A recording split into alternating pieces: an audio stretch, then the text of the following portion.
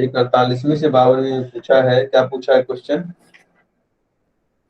बिहार के संदर्भ में ग्राम्य स्थानीय सरकार के 1994 से आज तक के कार्यों का व्याख्या करें। लिख लीजिए, लिखवा दीजिए। बिहार के संदर्भ में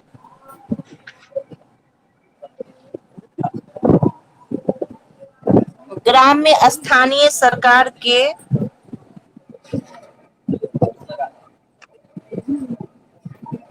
1994 से आज तक के कार्यों की व्याख्या करें। 48वीं से 52वीं बीपीएससी। और क्या पूछा है? और कोई मुद्दा है पंचायती राज सिस्टम से?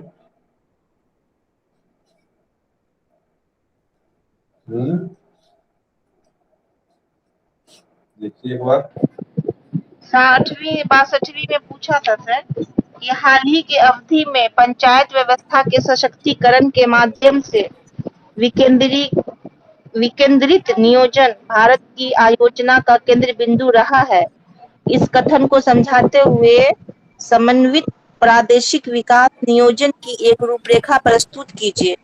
संविधान के 73वें व 74वें संशोधन के बाद भारत में विकेंद्रित नियोजन के परिदृश्य का आलोचनात्मक परीक्षण भी कीजिए। ठीक है, ये ये शायद 60वीं से 62वीं में मेंस में पूछा है।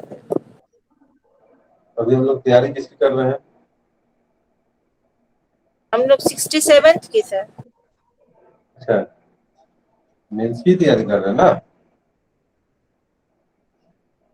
Yes sir. मेंस की तैयारी कर रहे हैं ना? Yes sir. जी सर। तो हिस्ट्री में उसमें पूछा होगा, इकोनॉमी का क्वेश्चन है ना ये। वो तो नियोजन से संबंधित हो गया सर, आर्थिक जो नियोजन। डिसेंट्रलाइज प्लानिंग है उसकी बात कर रहा है वो, और उसको लेकर जो चीजें हैं उस पर चर्चा करने की बात कर रहे हैं। चलिए, तो कोई बात नहीं, एक ही क्वेश्चन पूछा है तो हम लोग पंचायती राज सिस्टम हम लोगों के टॉपिक के लिए क्या है, महत्वपूर्ण है हमारे एग्जाम के पॉइंट ऑफ व्यू से। सर और 46वीं में भी है। हाँ, 46वीं में क्या है? 73वें संवैधानिक संशोधन अधिनियम के आधारभूत प्रावधानों का वर्णन करें। यानी 73वें संविधान संशोधन के बारे में पूछ रहा है। ठीक है, जी सर। जी सर। और कोई क्वेश्चन है? 39वीं में एक है सर, क्या है? भारत में पंचायती राज्य के उद्देश्यों एवं उसकी विशेषताओं का उल्लेख कीजिए। देखिए, पंचायती राज सिस्टम के उद्देश्य एवं विशेषताएं।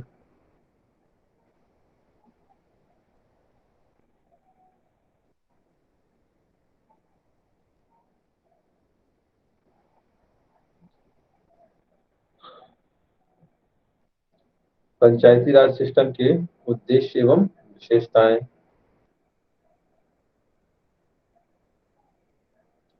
चलिए, तो अब हम लोग बात करते हैं पंचायती राज सिस्टम के संदर्भ में। तो आपको पता है कि जब हम भारतीय संविधान के डीपीएसपी की बात करते हैं और उसके 40वें अनुच्छेद की बात करते हैं, तो वहां पर पंचायती राज के गठन को लेकर बातें की गई। प्रश्न उठता है कि आखिर लोकल गवर्नमेंट की हम लोग बात क्यों कर रहे हैं?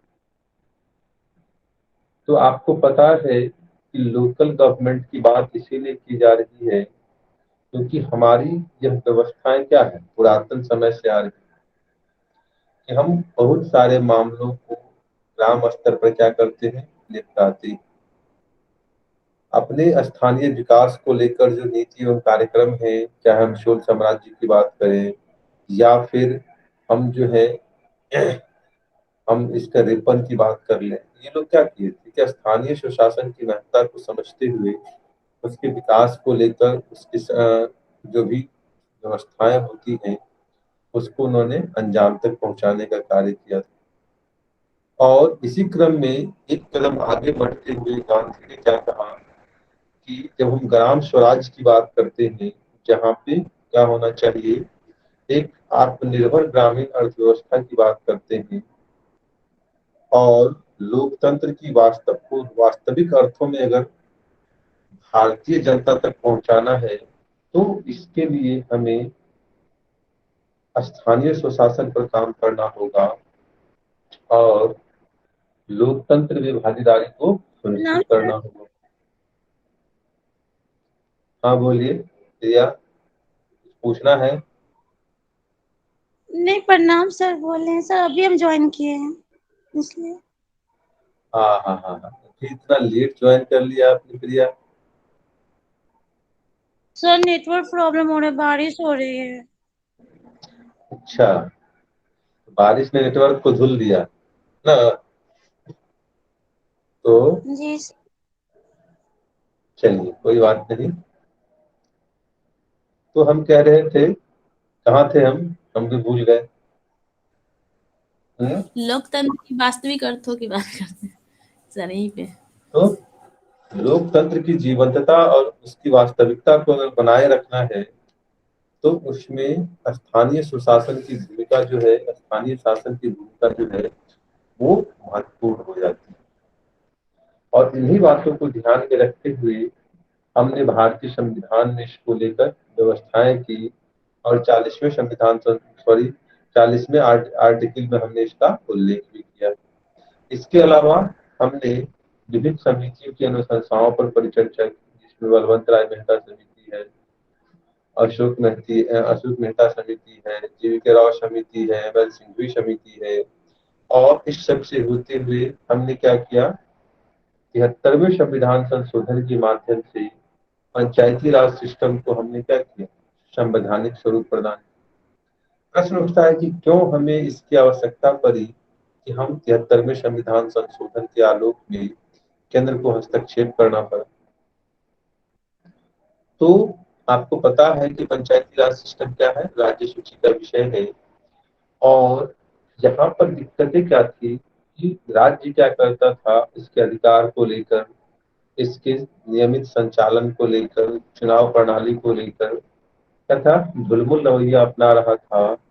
और इस सब के परिणाम स्वरूप जो लोकतंत्र की वास्तविक अर्थों में हम बात करते हैं कि त्रिस्तरीय शासन व्यवस्था की जो हमने बात की थी, यहाँ पे ग्राम पंचायत की बात करते हैं, राज्य सरकार की बात करते हैं और केंद्र सरकार की बात करते हैं, यह जो संकल्पना थी वो धूमिल हो रही थी। और इसी कारण से पूरे भारत में स्थानीय स्वशासन को लेकर एकरूपता लाने के क्रम में और इसे संवैधानिक दर्जा देने के लिए क्या किया गया, 73वें संविधान संशोधन की बात की गई और फिर इसमें जो प्रावधान किए गए उसके माध्यम से इसे संवैधानिक दर्जा दिया गया।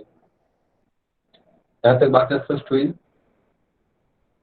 कुछ बातें पल्ले पड़ा, सारा कुछ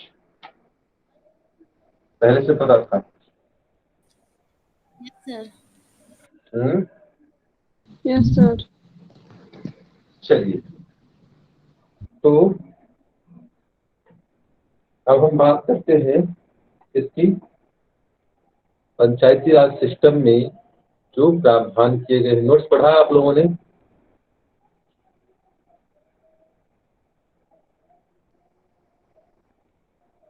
यस सर। आप लोगों ने नोट्स पढ़ा है? क्या क्या पॉइंट है जी नोट्स में? सर। जी सर। क्या क्या पॉइंट्स है नोट्स में?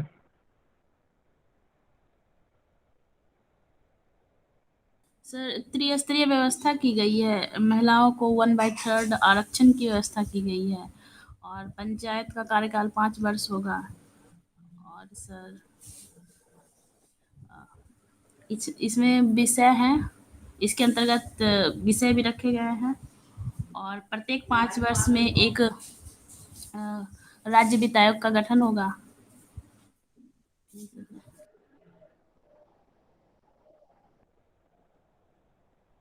हो गया? विभिन्न समितियां यही है। हैं सर।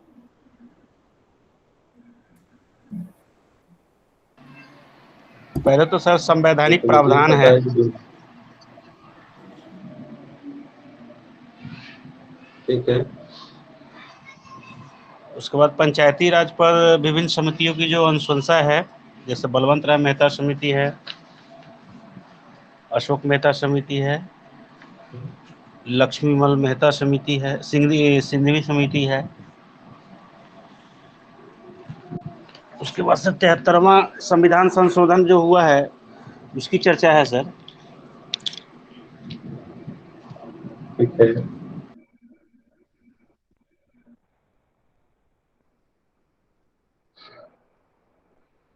और कुछ है?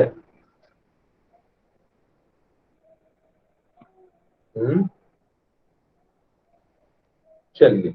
फिर पंचायतों की तो शक्ति और उसके जो कार्य, उससे जुड़े हुए जो कार्य है वो सब है। चलिए, अब हम बात करते हैं, समिति के बारे में बताना तो जरूरी नहीं है, ये तो आप लोग जानते हैं। जी सर। Yes sir.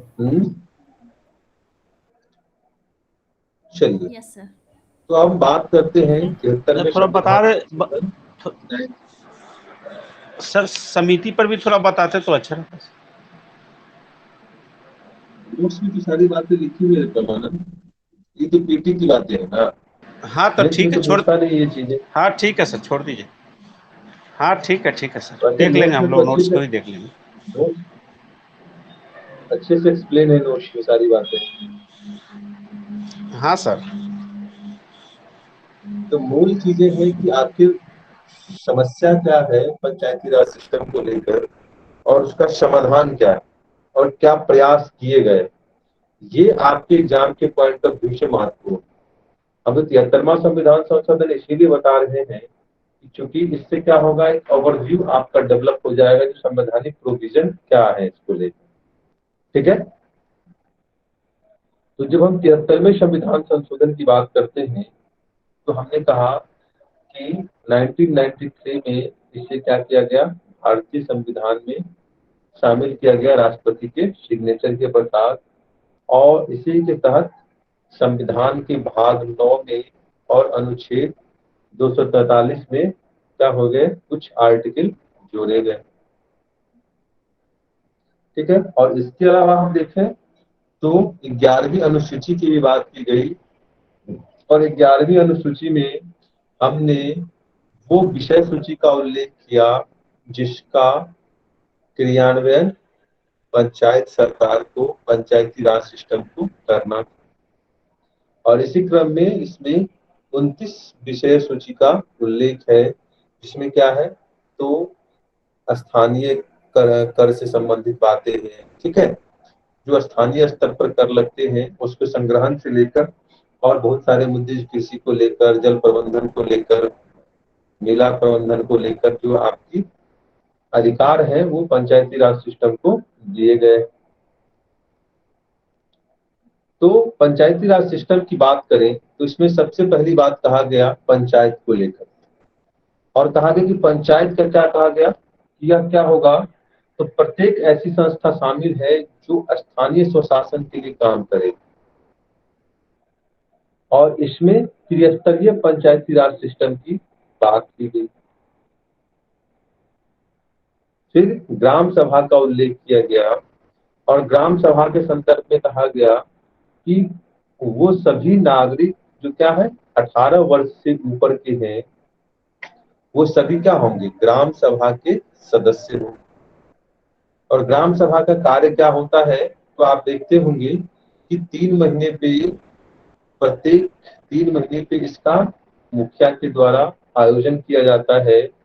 और यहाँ पर क्या होता है, तो ग्राम पंचायत के विकास को लेकर जो भी योजनाएं बननी है, या जो योजनाएं बनी है उसको लेकर चर्चाएं परिचर्चा होती है। ठीक है। यहाँ तक बातें स्पष्ट हुई? जी यस सर। सर। जी सर। हाँ सर। जी तो ग्राम सभा में किन किन लोगों ने पार्टिसिपेट किया है? ग्राम सभा में किन किन लोगों ने पार्टिसिपेट किया है?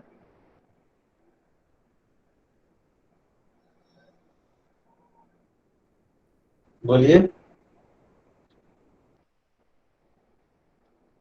ग्राम सभा में किन किन लोगों ने पार्टिसिपेट किया है? या सभी लोग सर मेरा शहरी नहीं है। मूल के हैं? नहीं ऋषि, सर, हम शामिल लोग हुए आपने हैं किया है? सर। क्या होता है वहाँ?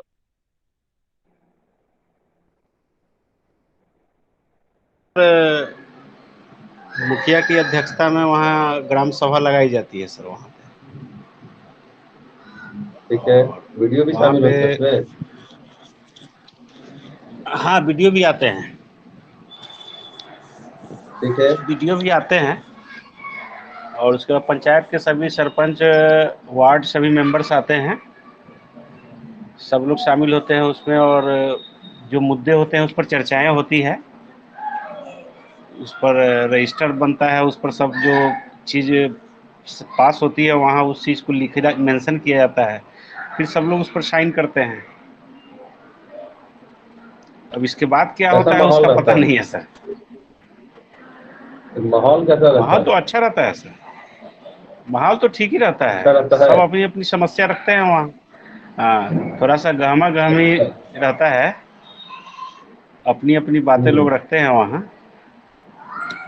तब समाज में तो ठीक विभिन्न है। टाइप के लोग होते हैं ना सर, अब तो कोई थोड़ा कोई बात अब वीडियो से अच्छा कोई पद जो बात है, अब वीडियो से जी। अब वीडियो से अच्छा पद पंचायत अधिकारी का पोस्ट हो गया। ठीक है, हाँ तो पूरा क्योंकि जी ग्रामीण पंच- पंचायत विकास को लेकर जितनी भी योजनाएं हैं, कार्यक्रम हैं, वो सब इसके हैंड में दे दिया गया। तो बेचारा वीडियो के पास बचा क्या? कुछ नहीं बचा उसके पास, क्योंकि जो 7 निश्चय प्रोग्राम है वो अब किसको दे दिया गया है? पंचायत राज पदाधिकारी को। तो स्वाभाविक रूप से जीपीएस कार्य को। और शक्तियां क्या हो गई? बढ़ गई, बढ़ गई है।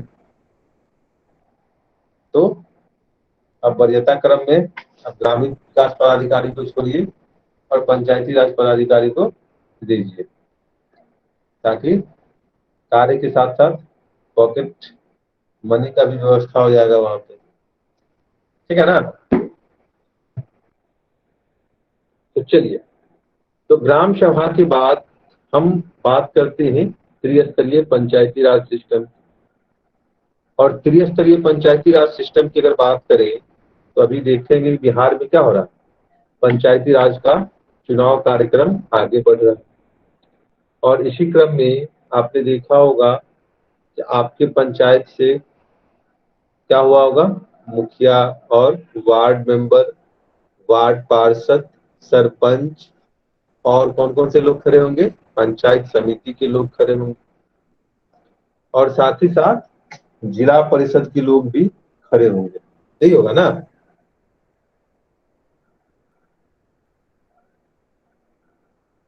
Yes sir. तो जब त्रिस्तरीय संरचना की बात करते हैं तो इसमें कहा गया कि पंचायत के स्तर पर जो है क्या होगा? ग्राम पंचायत का हम गठन करेंगे। ब्लॉक स्तर पर पंचायत समिति का गठन करेंगे, और जिला स्तर पर जिला परिषद का गठन किया जाएगा। ये त्रिस्तरीय संरचनाएं होंगी। और इसमें क्या होगा? तो अधिकार को लेकर कुछ क्या है? विविधताएं होंगी। कि जिला परिषद की बात करें तो वहां का प्रमुख कौन होता है? चेयरमैन होगा। और वहां पर जो हमारे एमपी हैं, एमएलए हैं उस जिले के, वो सभी क्या होते हैं? उसमें शामिल होते हैं। इसी तरीके से अगर पंचायत की बात करें, सॉरी ब्लॉक की बात करें, तो वहां पर जब मीटिंग होती है तो वहां पर जो है सचिव के रूप में कौन कार्य करेगा? तो सचिव के रूप में कार्य करता है ग्रामीण विकास पदाधिकारी। और जो उस प्रखंड के एमएलए होते हैं और एमपी होते हैं वो उसमें शामिल होते हैं, मानद सदस्य होते हैं उसके। और फिर वहां पर इसी तरीके से जिला परिषद में कौन होता है? कमिश्नर जो है वो उसका सचिव होता है। ठीक है, तो ये यहाँ पर क्या होंगे, पंचायती राज सिस्टम को लेकर जो बातें हैं विकास को लेकर उस पर चर्चा परिचर्चा होती। यहाँ तक बातें स्पष्ट हुई? हाँ सर। ठीक है, अब उसकी संरचना की बात करते हैं। तो जब हम पंचायती राज सिस्टम की संरचना की बात की तो हमने कहा पहले त्रिस्तरीय संरचना की बात की हमने, फिर हम योग्यता की बात करते हैं। तो योग्यता के संदर्भ में कहा गया कि जो मतदान की आयु होगी वो कितनी होगी? कितनी होगी मतदान की आयु? 18 वर्ष। 18 वर्ष होगी। और चुनाव लड़ने की आयु कितनी होगी? 21 वर्ष। 21 वर्ष। 21 वर्ष होगी। ठीक है, तो आपकी जो योग्यता का निर्धारण होगा इसी आधार पर होगा कि आपकी आयु अगर 21 साल है तो आप पंचायती राज सिस्टम के किसी भी पद को से लड़ने के योग्य हैं। इसके अलावा आरक्षण की बात की गई और आरक्षण के संदर्भ में हमने कहा कि जो प्रोविजन है सेंट्रल जो 73वें संविधान संशोधन है उसमें कि 1/3 स्थान हमें क्या करना, महिलाओं के लिए आरक्षित रखना। इसके अलावा अनुसूचित जाति और जनजाति के आरक्षण की बात करनी। पिछड़े वर्गों के आरक्षण को लेकर राज्य सरकार के पास अधिकार दिया गया कि वो क्या करेगा, वो अपने राज्यों में उसकी जनसंख्या के हिसाब से आरक्षण करेगा। क्यों? क्योंकि आपको पता है कि प्रत्येक राज्य में जो पिछड़े वर्ग की परिस्थिति है वो अलग अलग है। ठीक है, तो ये क्या है, आरक्षण की व्यवस्थाएं थी। और इसी क्रम में बिहार की अगर बात करें तो बिहार में क्या है, बिहार में महिलाओं के लिए हमने कितना किया है, 50% आरक्षण की बात। और पूरे भारत में ऐसा करने वाला बिहार पहला राज्य था। और बिहार पंचायती राज अधिनियम 2006 की जब बात करते हैं तो यहाँ पर इसका उल्लेख किया गया है और इसमें महिलाओं को लेकर जो बातें हैं जिसे 50% आरक्षण दिया जाएगा। और आरक्षण क्या होगा, तो आरक्षण सभी में होगा। ऐसा नहीं है कि सिर्फ हम चुनाव लड़ने तक आरक्षण देंगे, बल्कि मुखिया का जब मुखिया बनने की बात हो या फिर ब्लॉक प्रमुख बनने की बात हो या फिर जिला प्रमुख बनने की बात हो, चेयरमैन बनने की बात हो, सभी स्तरों पर आरक्षण की बात की गई और सभी वर्गों के लिए आरक्षण की बात की गई। ठीक है, यहां तक बातें स्पष्ट हो गई?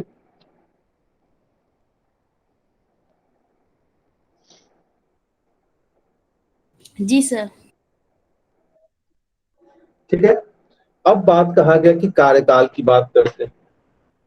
तो जब पंचायतों के कार्यकाल की बात करते हैं तो इसमें कहा गया कि पंचायत का जब चुनाव होगा तो चुनाव की तिथि के पश्चात जब क्या होगा, उनको सर्टिफिकेट दे दिया जाएगा तो उसके बाद से 5 वर्षों का कार्यकाल होगा पंचायती राज। और किसी कारणवश अगर क्या होता है, 5 वर्ष से पहले क्या होगा, चुनाव अगर पंचायती राज सिस्टम का चुनाव करवाना पड़ता है तो वह 6 माह के अंदर पूर्ण कर लिया जाएगा। यानी कि जो राज्य विधानसभा के चुनाव का प्रोविजन है और लोकसभा के चुनाव का प्रोविजन है, वही चीजें पंचायती राज सिस्टम में भी लागू कर दी गई। 5 साल और विघटन के पश्चात 6 महीने के अंदर आपको नए पंचायती राज का गठन कर देना। ठीक है ना। इसके अलावा कहा गया कि अगर 6 महीने से कम का कार्यकाल बचता है तो वहां पर नए पंचायती राज चुनाव की मांग नहीं की जाएगी, व्यवस्था नहीं की जाएगी। ठीक है, इसके अलावा यहाँ पर प्रोविजन है कि जो मान लीजिए कि हमने कहा कि आज अगर पंचायती राज सिस्टम का चुनाव हो रहा है और नए पंचायती राज सिस्टम का गठन हुआ, लेकिन 6 महीने के पश्चात ही क्या हुआ, यह विघटित हो जाता है, जैसे ग्राम पंचायत। तो वहां पर जो फिर से चुनाव होगा, उस चुनाव में जो प्रत्याशी चयनित होंगे वो 5 वर्ष के लिए नहीं चयनित होंगे, बल्कि कितने वर्षों के लिए, 4.5 वर्षों के लिए ही चयनित होंगे। ठीक है, शेष कार्यकाल के लिए उनका चयन होगा। बातें स्पष्ट हुई? Yes sir. जी सर। कोई कंफ्यूजन के लिए कोई यहाँ तक? नहीं सर।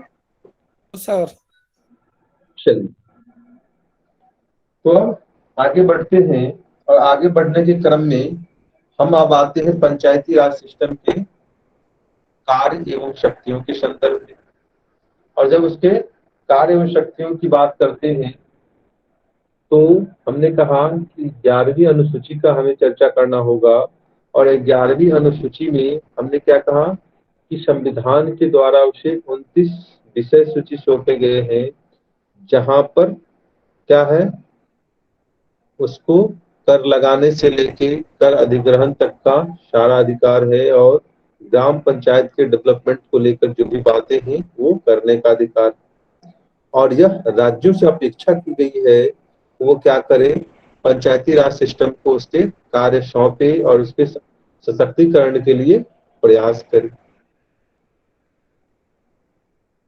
इसके अलावा यहाँ पर राज्य वित्त आयोग की भी बात की गई, और कहा गया है कि राज्य सरकार क्या करेगी, पंचायतों के वित्तीय सशक्तिकरण के लिए, वित्तीय स्थिति के लिए प्रत्येक 5 वर्ष पर राज्य वित्त आयोग का गठन करेगा।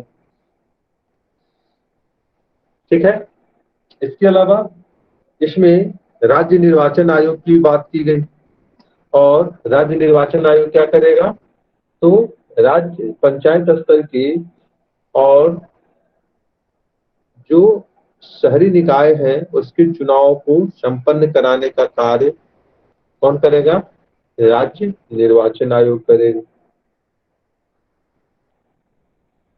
ठीक है, तो ये सभी प्रोविजन क्या है, पंचायती राज सिस्टम के संवैधानिक प्रावधान के तहत जब 73वां संविधान संशोधन किया गया, तो इसमें ये बातें स्पष्ट की गई।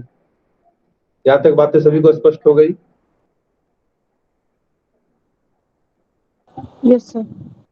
Yes sir. सर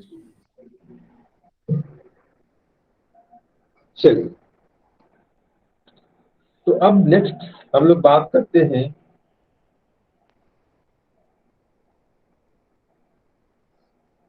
पंचायती राज सिस्टम से जुड़ी हुई समस्याएं क्या है। क्या समस्या है पंचायती राज सिस्टम से जुड़ी हुई, तो बताएंगे कि पंचायती राज सिस्टम से जुड़ी हुई समस्याएं क्या क्या है।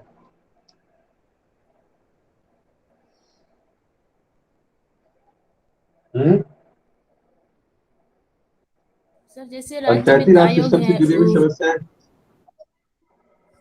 सर जैसे कि उन्हें ठीक वित्त है, की थोड़ी अनुपलब्धि हो जाती है तो कार्य करने में दिक्कतें आती हैं, वो अपने अनुरूप कार्य ठीक नहीं है, कर पाता है सर। ठीक है, और कुछ? सर इन पंचायती राज में जो भ्रष्टाचार बहुत ज्यादा हो गया है, और अब तो और बढ़ रहा है, क्योंकि बहुत करोड़ों में रुपया जो है उसको मिल रहा है, तो भ्रष्टाचार ज्यादा बढ़ रहा है। और फिर लोगों में जो है वो राजनीतिक जागरूकता की कमी होती है, जिसकी वजह से लोग जागरूक नहीं हो पाते हैं, या जो लाभ का भी पता नहीं होता है तो लाभ से भी वंचित हो जाते हैं। और फिर है कि मतलब शिक्षा में कमी हो गई, निर्धनता हो गई, वित्तीय समस्या भी उसका एक वो प्रमुख कारण है। अच्छा, और सर और ये जो कुछ? सर रिजर्वेशन सर जो महिलाओं को सर जो दी गई है सर, तो उसका भी इन लोग सर गलत फायदा उठाते हैं, क्योंकि अधिकतर देखा गया है कि वो अपनी घर की महिला को सर उस पोस्ट के लिए सर खड़ा करते हैं, और वो कम काम करती हैं, और उनके थ्रू जो उनके हस्बैंड हो या घर के जो भी हो वो उस चीज का सर फायदा उठाते हैं। यस सर, मुखिया पति का कम बहुत बढ़ गया है। ये सर ये सबसे मेन सर अच्छा, रीजन अभी सर देखने को मिल रहा है। परोक्ष रूप से आपकी नेतृत्व जैसी हो रहा है जागरूक सर। महिलाएं चली जा रही है प्रशासनिक सेवा में। सर आप लोगों की जैसी जागरूक महिलाएं पंचायती राज सिस्टम को सर छोड़कर जागरूक सर कम बिहार जा रही है प्रशासनिक सर, सेवा इसका में आ फायदा रही है सर तो वो अभी लोग उठाते हैं। सर परोक्ष रूप से अच्छा, इसमें हाँ नेतृत्व कर बताइए। रहा है सर। पर्दे के पीछे से नेतृत्व हो रहा है सर। अच्छा अच्छा अच्छा। जो वास्तव में और जो चुना गया है उसी बात नहीं हो रही है। उसके उसके उसके एवज में दूसरा उसके जगह काम कर रहा है। अच्छा, कौन काम कर रहे हैं? आप लोग विरोध क्यों नहीं करते हैं? भाई भतीजावाद है ना सर, जी इसमें सर, भाई यहाँ पे भी सर भतीजावाद है ना। एजुकेशन सर मेन है सर। गवर्नमेंट की तरफ से सर ये तो आपको रिजर्वेशन तो दे दिया गया है, है ना। लेकिन जो एक एजुकेशन होना चाहिए, एक लिटरेसी सर होना चाहिए लेडीज की सर, वो नहीं हो पा रही है। नहीं तो अगर वो सर अपने हक के लिए अपने पोस्ट का सर यूज करे सर, तो अब कर सकती है सर, ऐसा नहीं है सर। लिटरेसी सर अगर सही रहे सर, पढ़ी लिखी हो, तो वो अपने पोस्ट का यूज करेगी। लेकिन वही है सर, जो हम लोग का जो समाज है सर, वो पितृ प्रधान सर ज्यादा है, तो कहीं ना कहीं सर वो आता है। और जो पहले का सर, जो पुराना सर एजुकेशन का जो सर ढांचा रहा है गवर्नमेंट का सर, स्पेशली बिहार का, तो वो सर उससे सर ज्यादा असर पड़ता है। ऐसे भी सर बिहार का लिटरेसी रेट सर वैसे भी कम है, वो लेडीज का हो या फिर जेंट्स का हो, तो उसका सर इन फायदा सर इन लोगों को उठाते हैं। और भाई भतीजावाद सर वो ज्यादा है। अगर एक किसी फैमिली का अगर एक पर्सन सर मुखिया बन जाता है, तो फिर वो कंटिन्यू मान के चलिए सर कि उसी के फैमिली के इर्द गिर्द वो घूमता है। ये कौन तोड़ेगा? हम तोड़ेंगे? जी सर। Public public sir. ये बदलेगा कौन? सर हम बदलेंगे लोगों सर को सभी बदलना लोग होगा, सर, सभी लोग को सर बदलना होगा। जो अपना सर जनता। एजुकेटेड एजुकेशन हो सर, लिटरेसी सर सही हो, तो हम लोग ही बदल सकते हैं अपने अधिकारों का सर सही उपयोग करके। तो जब ये करना है आप लोगों को तो कब कीजिएगा? यूपीएससी में सिलेक्शन के बाद? हम्म। जी सर। Yes sir. यूपीएससी में सिलेक्शन के बाद करना है ना? जी सर। अच्छा, उससे पहले नहीं करेंगे? हम्म। सर कोई सुनेगा ही नहीं बात। सर ऐसा देखने में भी मिला है कि किसी मैंने पदाधिकारी जो है मीटिंग वगैरह में, या कि उसके पति का बात नहीं सुनता है। वो लोग वो साफ कहता है कि आप जो मुखिया है उनको भेजिए, वो आएंगे, उनकी बात सुनना है। स्पष्ट तौर से उसके पति को या उसके जितने घर के मेंबर उनको वो लोग बाहर कर देता है। ये तो बिहार सरकार का ही निर्देश है ना कि उसको सीधे अंदर कर दीजिए। अगर सर ऐसी थोड़ा चीजें आपको सुधार। दिखाई दे रही हैं तो आपको सीधे उसे क्या करना है? अंदर करना है। ठीक है? क्या करना है?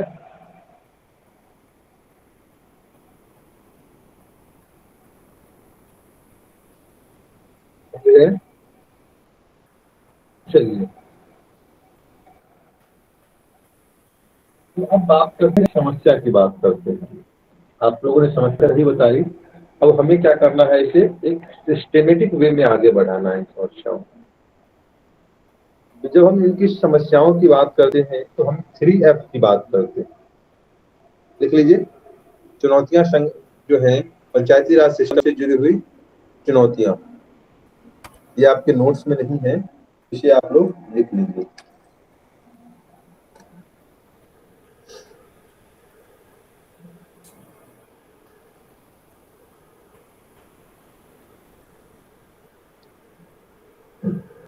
ठीक है?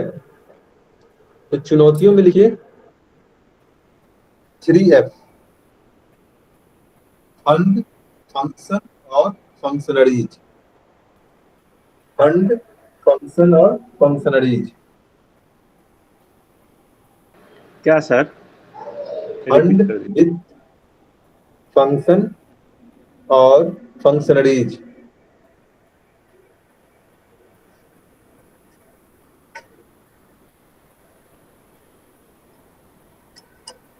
तो संगठनात्मक चुनौती में पंचायती राज सिस्टम में लिखिए संगठनात्मक चुनौती, और संगठनात्मक चुनौती में लिखिए 3 बातें कि समस्या कहाँ है, तो फंड के स्तर पर, फंक्शन के स्तर पर और फंक्शनरीज के स्तर पर।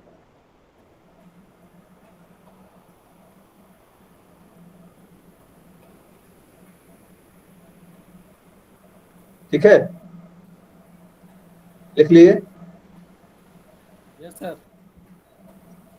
अब लिखिए फंड के स्तर पर क्या समस्या है। तो फंड के स्तर पर लिखिए कि राज्य सरकारें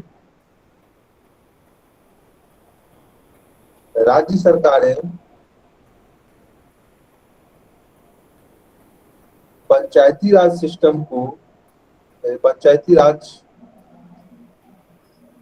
संस्थान को या सरकार को, पंचायत सरकार को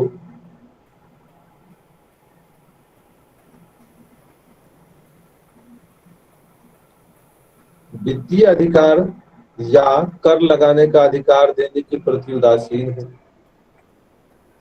पंचायत सरकार को वित्तीय अधिकार या कर लगाने के अधिकार,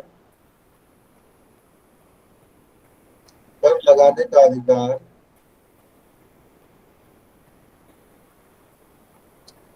देने के प्रति उदासीन है।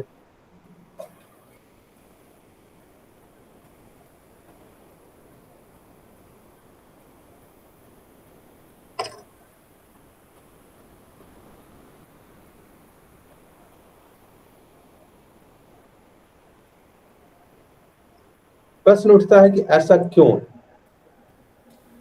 तो जब इसमें राज्य सरकार के पक्ष को जानने की कोशिश की गई तो राज्य सरकार ने कहा कि जो राजस्व का महत्वपूर्ण स्रोत है वो पहले से क्या है, केंद्र सरकार के पास।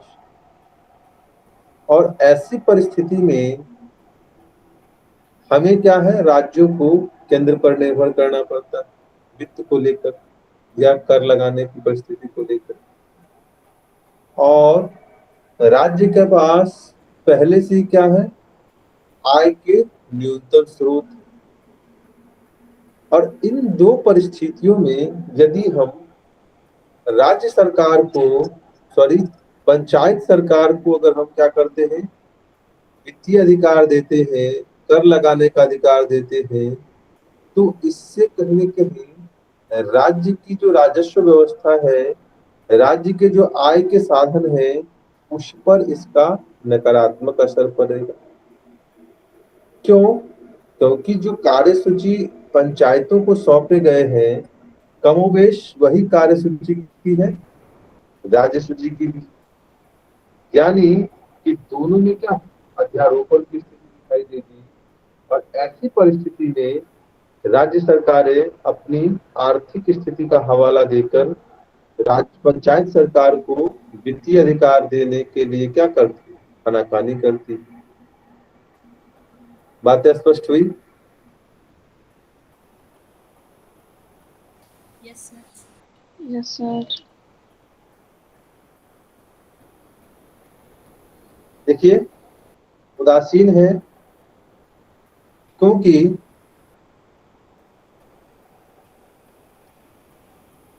राज्य सरकारों का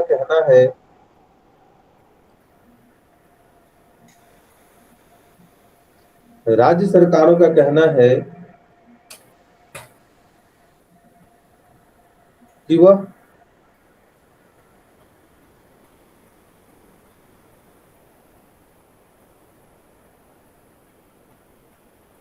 पहले से ही आय के न्यूनतम स्रोत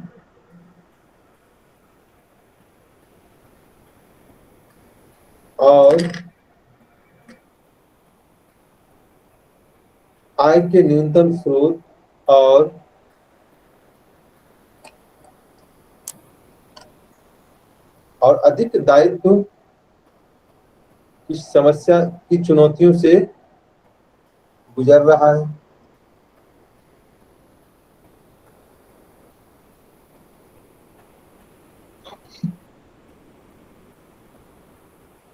अधिक दायित्व की चुनौतियों से गुजर रहा है, क्योंकि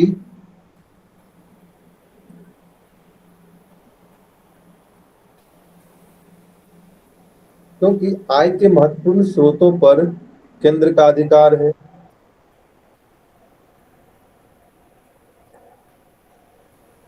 आय के महत्वपूर्ण स्रोतों पर केंद्र का अधिकार है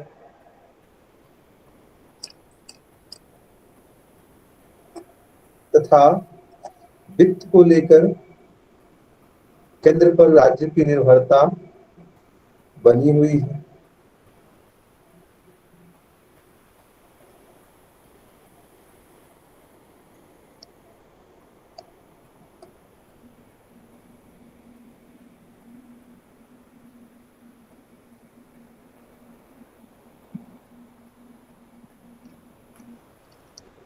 लिख लिए?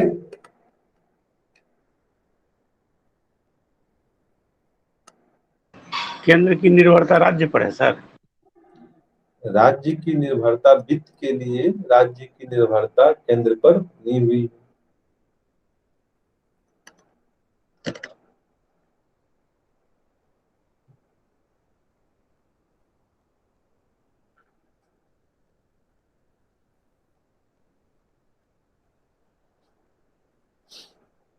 ठीक है,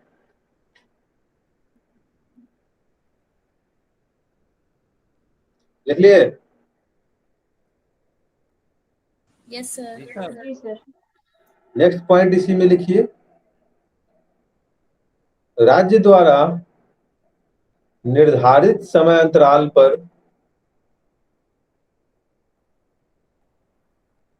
राज्य द्वारा निर्धारित समय अंतराल पर एसएफसी यानी कि स्टेट फाइनेंस कमीशन का गठन न किया जाना।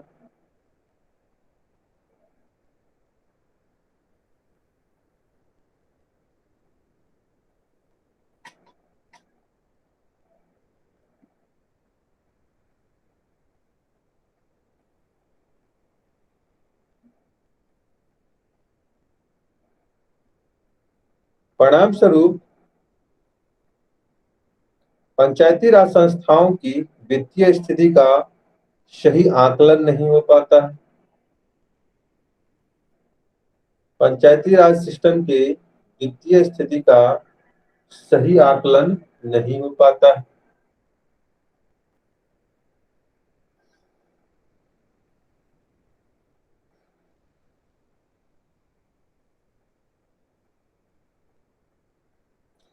सही आकलन नहीं हो पाता है।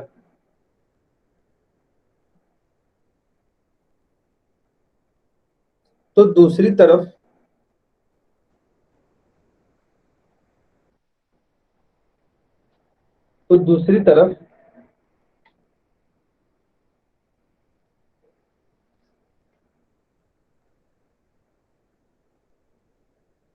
वित्त आयोग को भी, यानी कि यह वित्त आयोग हो गया, सेंट्रल फाइनेंस कमीशन की बात कर सकते हैं जो आर्टिकल 280 में वर्णित है।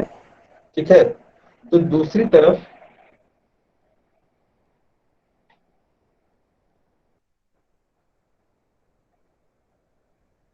तरफ वित्त आयोग को भी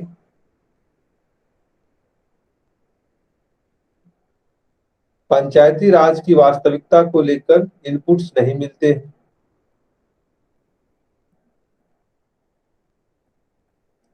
पंचायती राज की वास्तविकता को लेकर या वित्तीय स्थिति को लेकर इनपुट्स नहीं मिलते।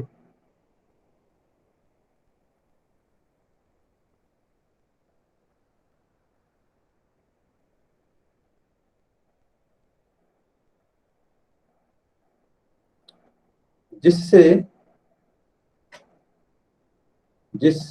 वित्त आयोग राज्यों को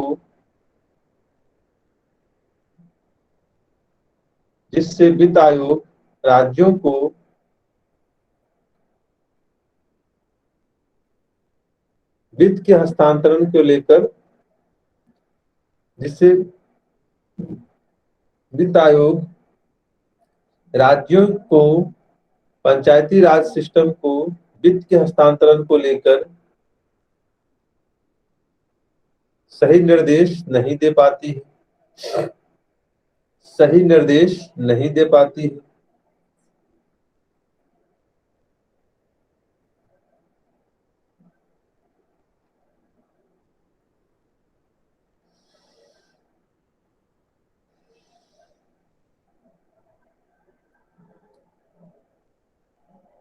इसके अलावा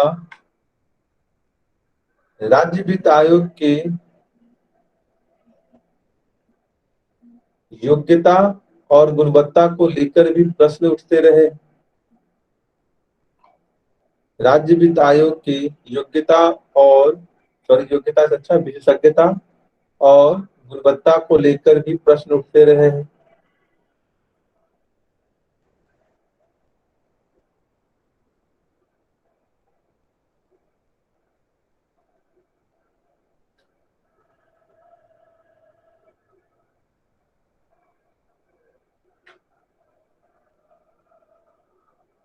लिख लिए?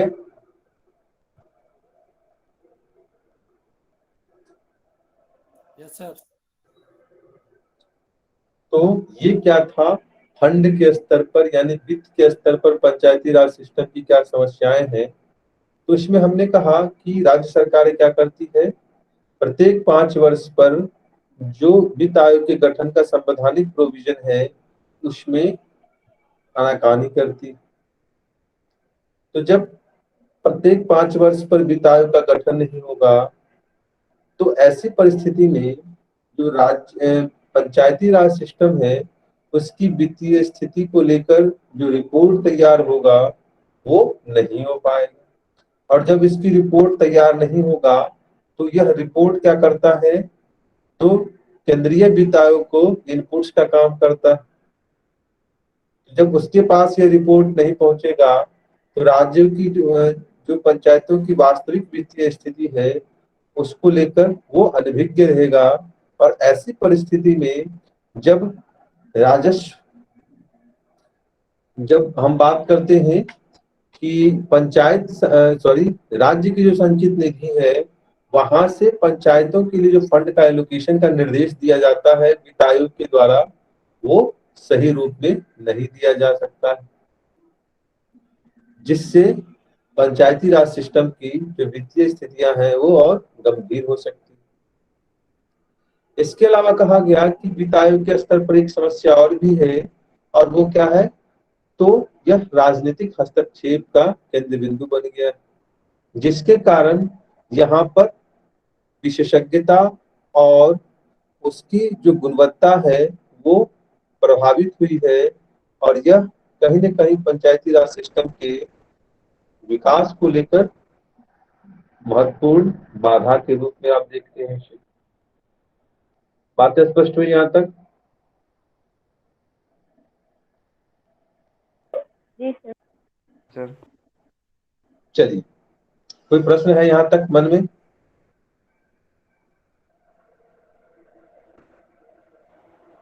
No sir. आगे बढ़े। तो संगठनात्मक चुनौती में पहला आपने लिखा फंड के स्तर पर क्या चुनौतियां समस्याएं हैं। दूसरा लिखिए फंक्शन के स्तर पर क्या है।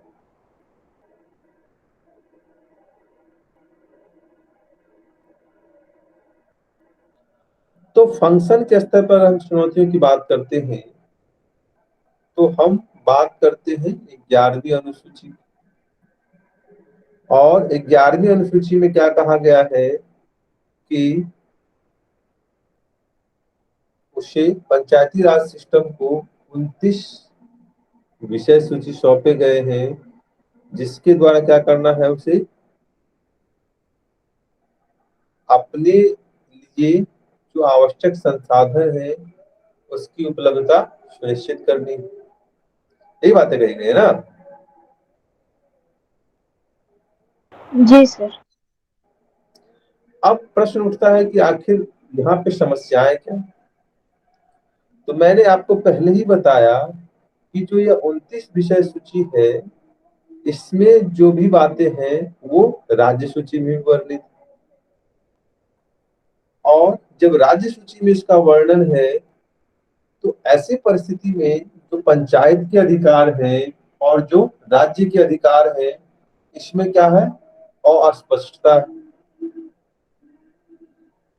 और ऐसी परिस्थिति में जब अस्पष्टता होगी तो स्वाभाविक है कि यहाँ पर विषय सूची के क्रियान्वयन को लेकर जो चुनौतियां हैं वो गंभीर हो जाएगी। वहां पर पंचायती राज सिस्टम भी अपने कार्य को अंजाम देने की कोशिश करेगा और राज्य सरकार भी अपने अधिकार क्षेत्र में रहकर उसको क्रियान्वित करने की कोशिश करेगी, जो कहीं न कहीं पंचायती राज सिस्टम के प्रदर्शन और उसके डेवलपमेंट को लेकर समस्याएं उत्पन्न करेगी।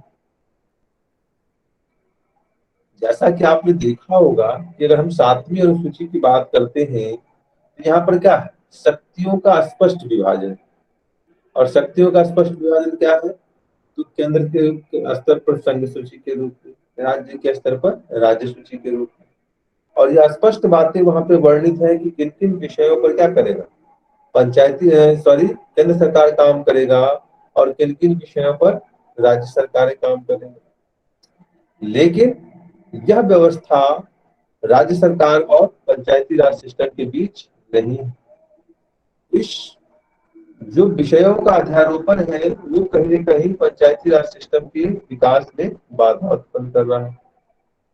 तो कहा गया कि यहाँ पर हमें क्या करना चाहिए कि जिस तरीके से केंद्र सरकार के स्तर पर संघ सूची है, राज्य सरकार के स्तर पर राज्य सूची है, उसी तरीके से पंचायत सूची का भी एक क्या करना चाहिए, इसमें 7वीं अनुसूची में इसे शामिल कर देना चाहिए और पंचायत सूची में वो सभी बातें स्पष्ट करनी चाहिए जो उसके अधिकार क्षेत्र में है। ठीक है, बात स्पष्ट हुई? जी सर। Yes sir. देखिए फंक्शन के स्तर पर क्या चुनौतियां हैं। देखिए पंचायतों को हस्तांतरित 11वीं अनुसूची के तहत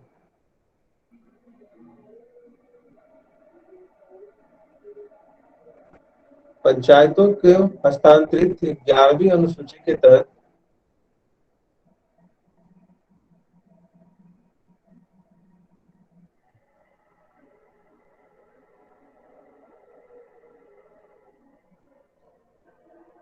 सौंपे गए 29 कार्य विषय सूची 29 विषय सूची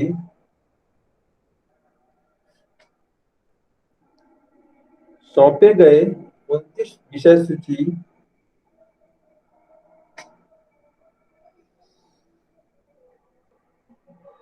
विषय सूची के क्रियान्वयन का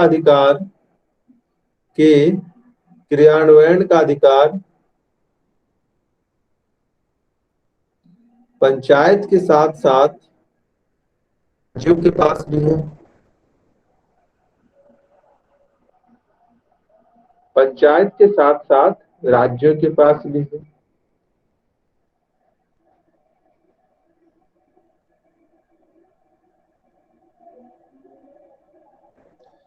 जिससे अधिकार एवं कार्यक्षेत्र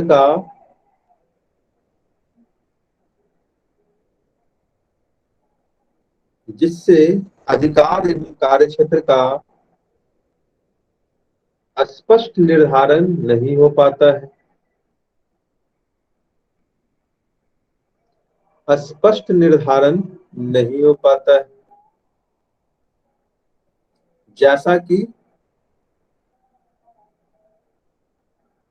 केंद्र सूची या संघ सूची और राज्य सूची के रूप में है। जैसा कि केंद्र सूची और राज्य सूची के रूप में।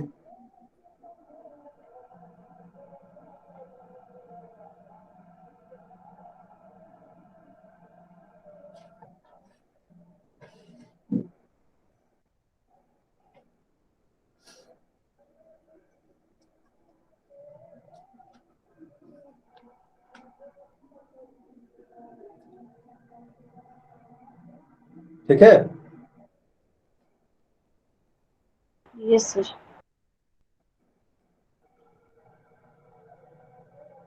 तो यह बातें स्पष्ट हो गई। फंक्शन के स्तर पर क्या चुनौतियां हैं।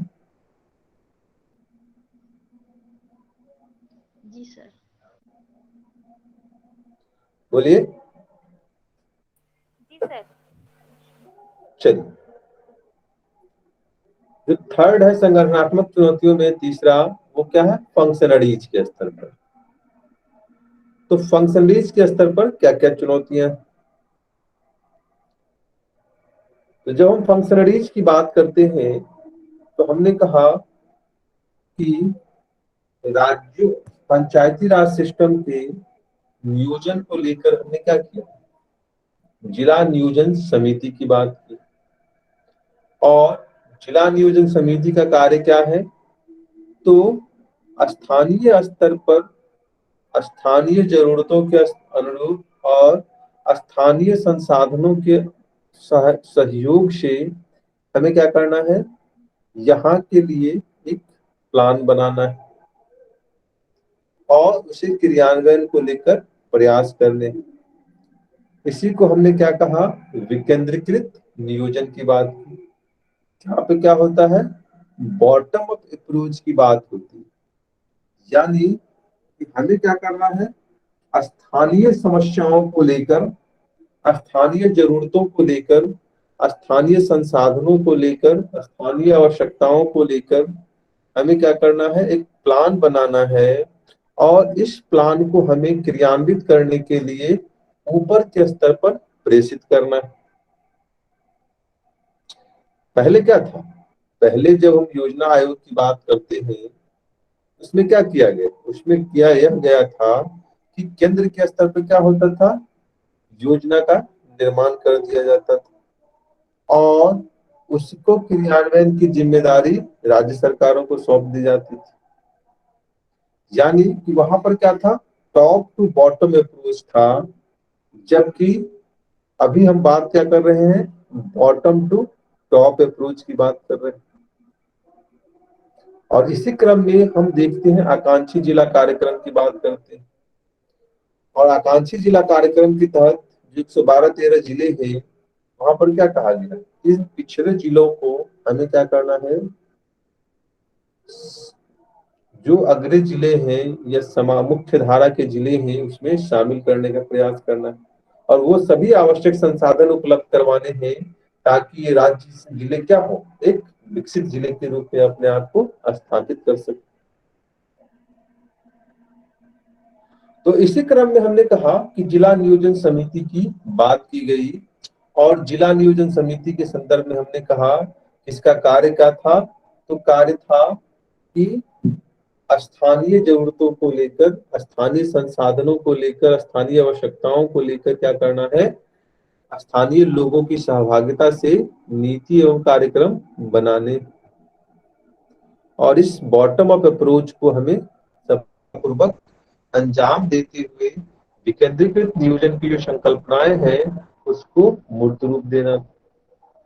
लेकिन यहाँ पर समस्याएं क्या थी?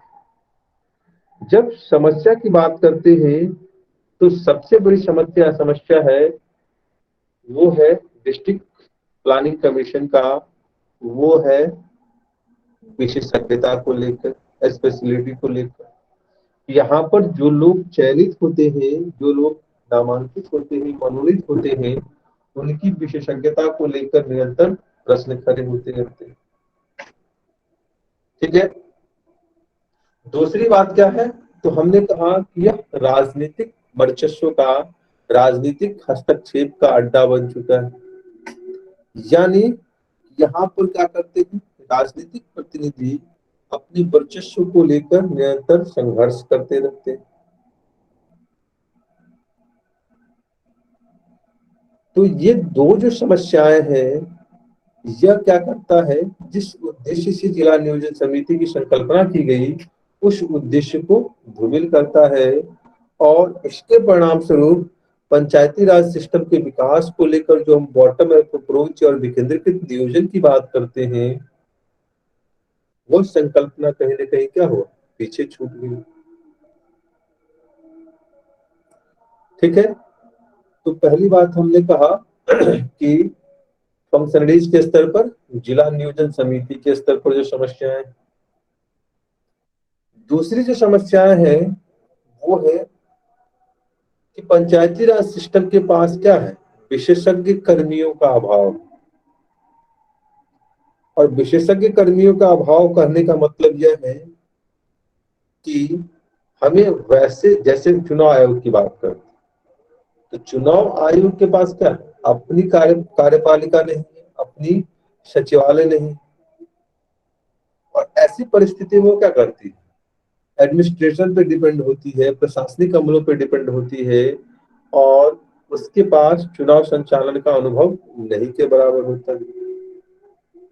तो वही समस्याएं कहीं न कहीं पंचायती राज सिस्टम में भी आप देखते हैं कि जो भी पंचायती राज सिस्टम से जुड़े हुए अधिकारी हैं, वो या तो क्या है, सिविल सेवक या राज्य सरकार के नौकर। तो उसकी जब जवाबदेहिता की बात आती है, उसके उत्तरदायित्व की बात आती है, उसकी रिस्पॉन्सिबिलिटी की बात आती है, उसकी विशेषज्ञता की बात आती है, तो यहाँ पर कहीं न कहीं राज्य पंचायती राज उपेक्षा का शिकार हो जाता है, जो उसके विकास को लेकर, उसके अस्तित्व को लेकर क्या करते हैं, प्रश्न खड़े करते हैं।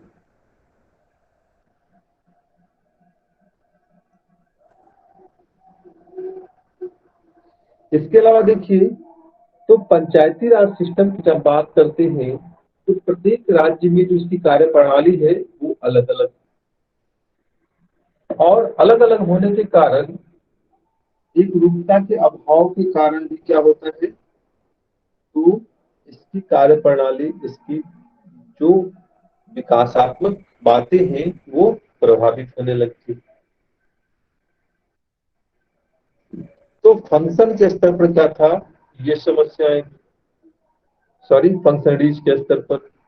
बातें स्पष्ट हो गई? जी सर। चलिए इसको लिख लीजिए। फंक्शनरीज के स्तर पर क्या क्या समस्याएं हैं, तो जिला नियोजन समिति में, जिला नियोजन समिति में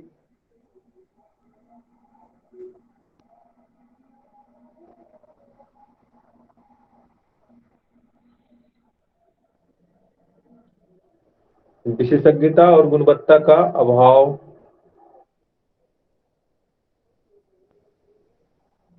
जिला नियोजन समिति में विशेषज्ञता एवं गुणवत्ता का अभाव का होना, अभाव का होना,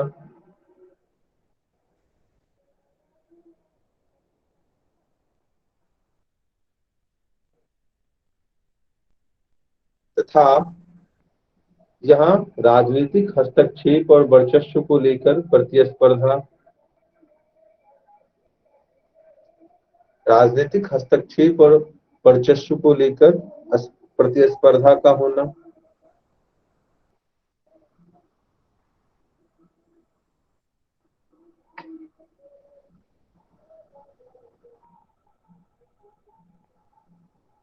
जिस कारण विकेंद्रीकृत नियोजन और बॉटम अप अप्रोच की संकल्पना धूमिल होती है, जिस कारण विकेंद्रीकृत नियोजन की और बॉटम अप अप्रोच की संकल्पना धूमिल होती है।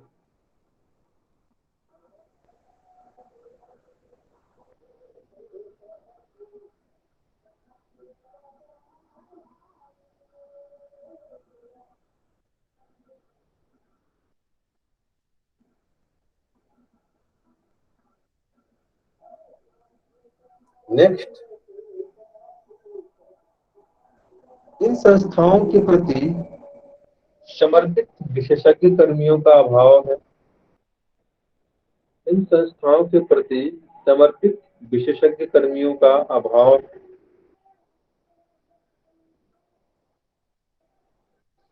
जिससे इनकी उत्तरदायित्व और जवाबदेहिता प्रभावित होती है, जिससे इनकी जवाबदेहिता और उत्तरदायित्व प्रभावित होती है।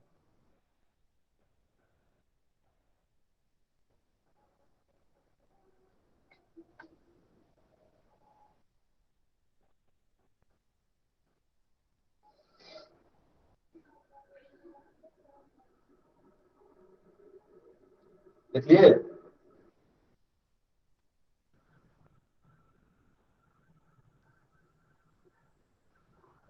Yes sir. ठीक है, ये क्या था, संगठनात्मक चुनौतियां थी। और संगठनात्मक चुनौतियां का मतलब क्या हुआ, एक संगठन के रूप में जो पंचायती राज है उसके समक्ष क्या क्या चुनौतियां हैं, जिसमें हमने कहा कि फंड के स्तर पर, फंक्शन के स्तर पर, फंक्शनरीज के स्तर पर चुनौतियां। दूसरा जो चुनौतियां है वो संरचनात्मक है। एक संगठनात्मक चुनौतियां हैं और दूसरा क्या है, संरचनात्मक चुनौतियां। तो संरचनात्मक चुनौतियों में लिखिए क्या क्या शामिल है।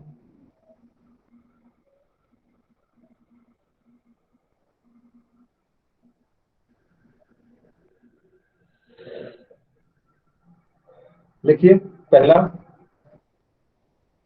महिला आरक्षण के पश्चात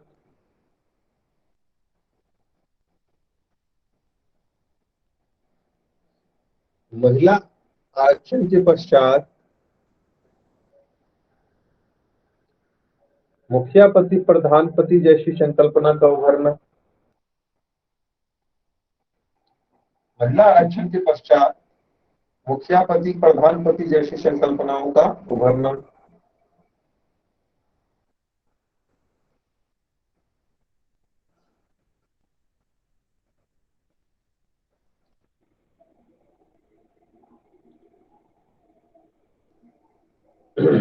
दूसरा लिखिए, योग्यता संबंधी प्रश्न को लेकर चिंताएं व्यक्त की जा रही। योग्यता संबंधी प्रश्न को लेकर चिंताएं व्यक्त की जा रही। यह समाज के वंचितों को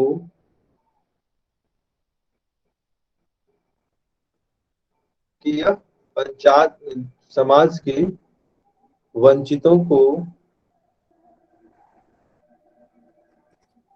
पंचायती राज सिस्टम में शामिल होने से रोकेगा।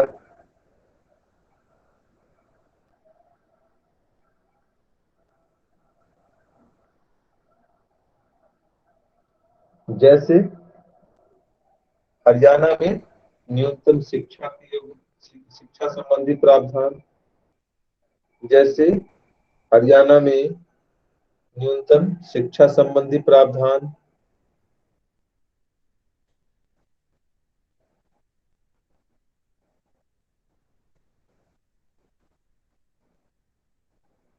शौचालय संबंधी प्रावधान, घर में शौचालय की अनिवार्यता संबंधी प्रावधान।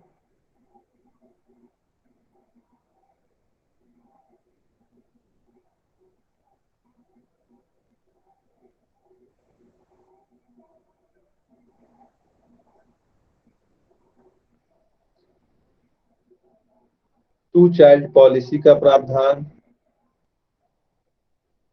टू चाइल्ड पॉलिसी, दो बच्चों की नीति का प्रावधान।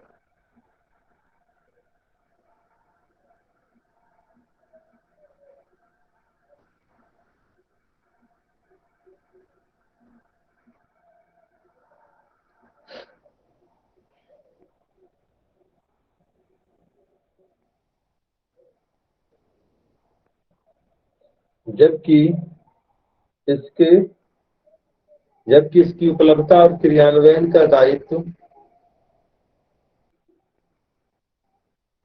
जीपीएसपी के तहत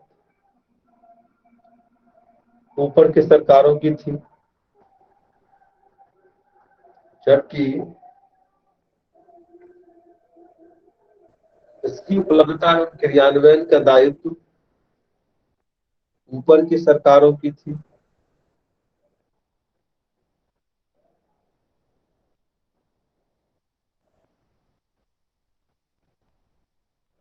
ऊपर की सरकार का मतलब क्या हो गया, राज्य सरकार और केंद्र सरकार।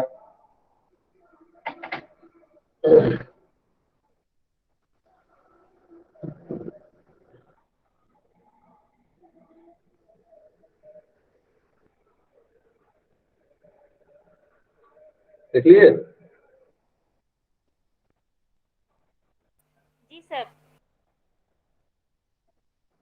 बातें स्पष्ट हो गई सभी को? Yes sir.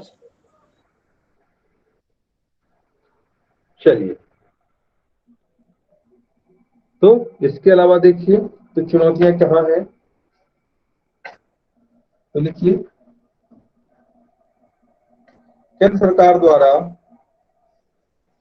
राज्यों को बाईपास कर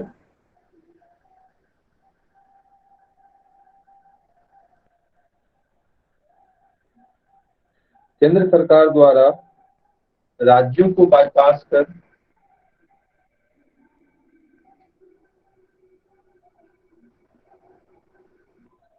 पंचायतों को सीधे फंड का आवंटन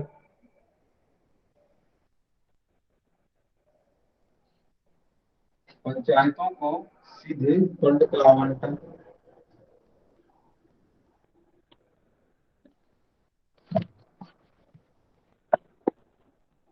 पंचायतों को सीधे फंड का आवंटन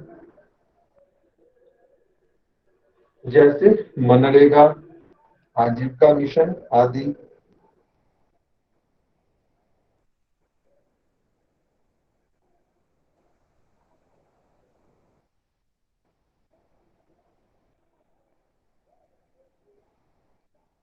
परिणामस्वरूप राज्यों का उसके अधिकार क्षेत्र में हस्तक्षेप का आरोप परिणामस्वरूप राज्यों द्वारा उसके अधिकार क्षेत्र में हस्तक्षेप का आरोप लगाया जाना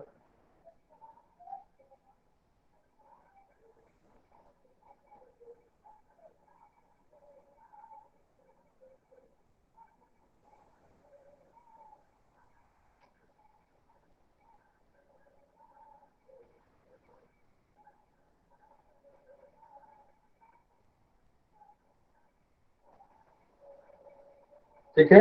नेक्स्ट लिखिए बिहार सरकार का फ्लैगशिप कार्यक्रम सेवन निश्चय प्रोग्राम के तहत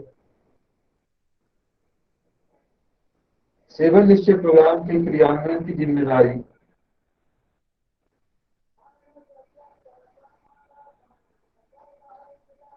सेवन निश्चय प्रोग्राम के क्रियान्वयन की जिम्मेदारी बिहार सरकार के सर आवाज नहीं आई, थोड़ा रिपीट करेंगे। सेवन निश्चय प्रोग्राम के देखिए बिहार सरकार के फ्लैगशिप कार्यक्रम बिहार सरकार के फ्लैगशिप कार्यक्रम सेवन निश्चय प्रोग्राम के क्रियान्वयन की जिम्मेदारी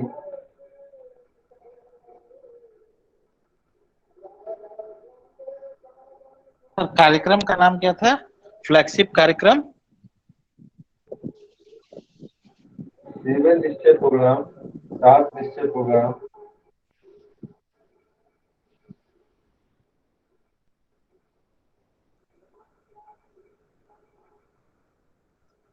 सात निश्चय प्रोग्राम के क्रियान्वयन की जिम्मेदारी पीआरआई के साथ साथ पंचायती राज सिस्टम के साथ साथ पंचायती राज संस्थाओं के साथ साथ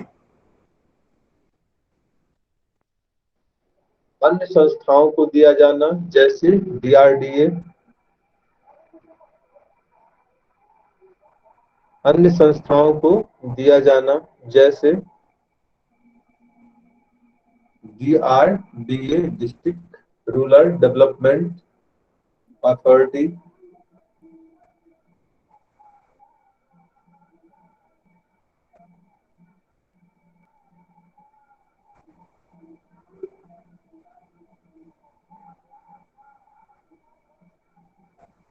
परिणाम स्वरूप पंचायतों को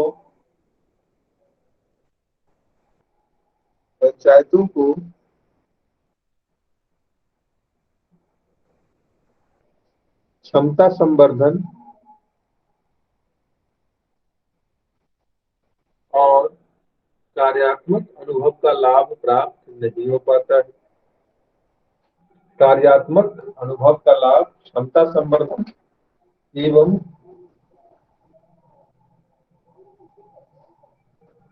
कार्यात्मक अनुभव का लाभ प्राप्त नहीं हो पाता है।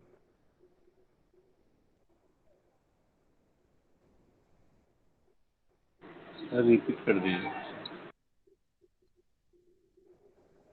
परिणाम स्वरूप पंचायती राज संस्थाओं को कार्यात्मक क्षमता संवर्धन और अनुभव का लाभ प्राप्त नहीं हो पाता है।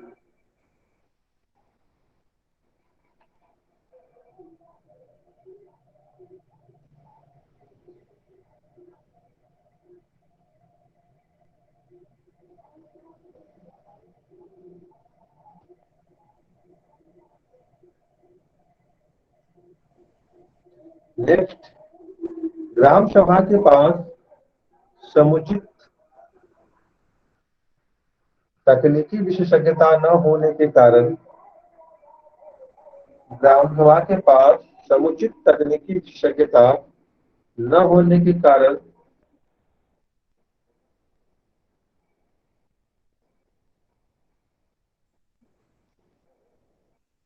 स्थानीय परियोजनाओं का समुचित अकाउंटिंग या अंकेक्षण और सोशल ऑडिटिंग नहीं हो पाता। स्थानीय परियोजनाओं का समुचित अकाउंटिंग या अंकेक्षण तथा ऑडिटिंग नहीं हो पाता है।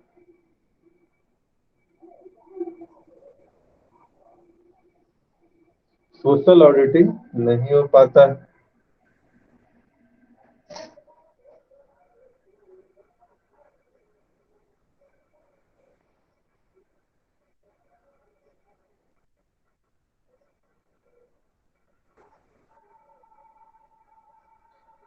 ठीक है, तो ये क्या था? संरचनात्मक समस्याएं थी। ठीक है, यहां तक बात स्पष्ट हो गई? Yes sir. कोई प्रश्न हो मन में, कोई कंफ्यूजन हो तो पूछ लीजिए।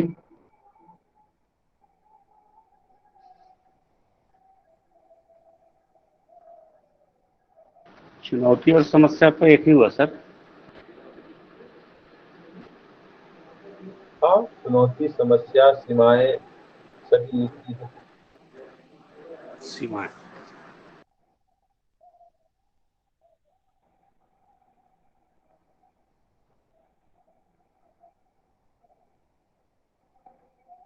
ठीक है, निगेटिव बातें जितनी होगी सब इसमें आ जाएगी।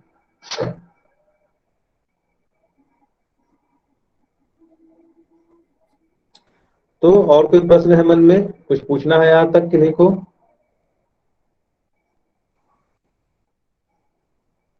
नहीं पूछना है? बातें स्पष्ट सर हो गई? ये संरचनात्मक चुनौतियों में सर केंद्र सरकार द्वारा राज्यों को बाईपास कर पंचायतों को सीधे फंड का आवंटन, तो इसमें बाईपास को हिंदी में क्या लिखेंगे सर?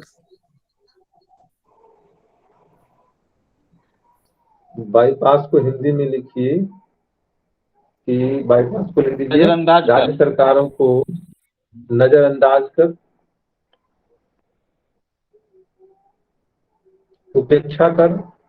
उपेक्षा लिख लीजिए, राज्य सरकारों की उपेक्षा कर, नजरअंदाज कर, जो भी लिखना है।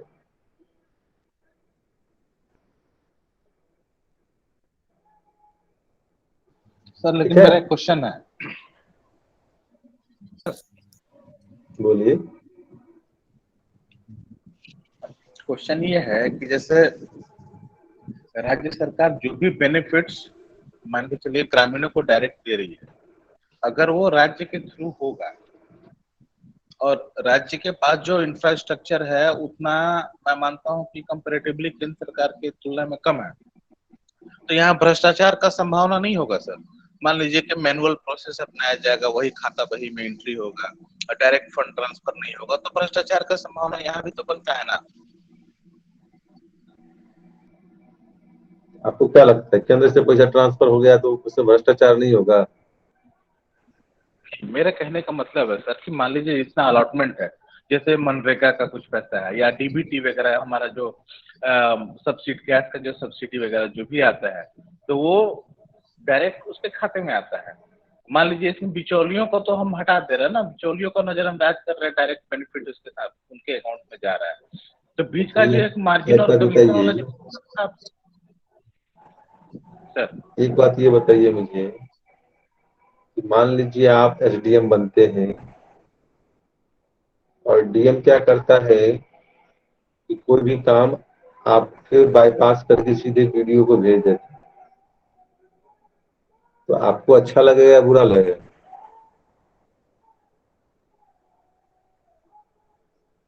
नहीं, यहाँ तो इस संदर्भ में तो उचित नहीं है सर।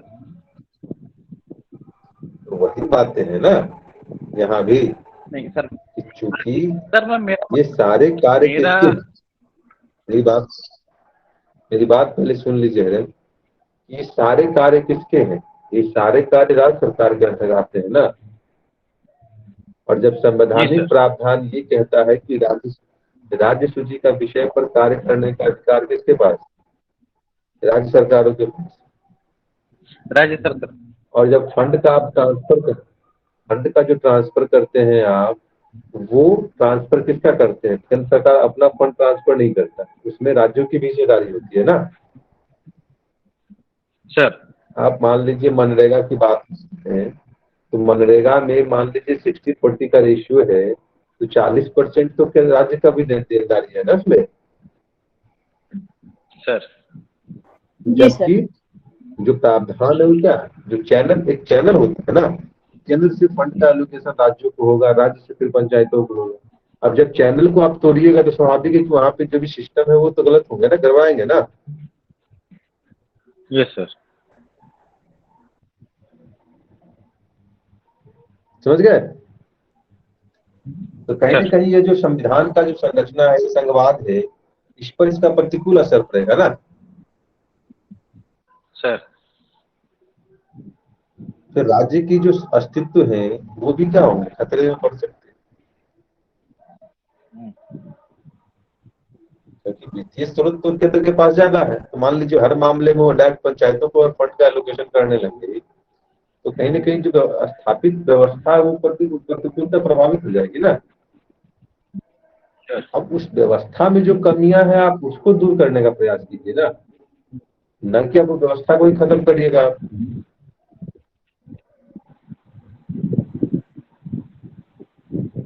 बात स्पष्ट हो गई? सही है सर। Yes sir.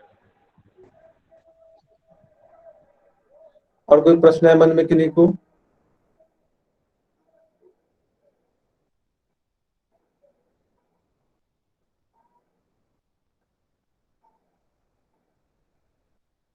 और कोई मन में प्रश्न है कि आज सेशन को एंड करें यहीं पे? नहीं सर। चलिए, ओके, गुड नाइट। कैसा रहा आज का क्लास? सर अच्छा रहा सर। अच्छा रहा सर। बड़े बहुत अच्छा रहा सर। प्रणाम सर।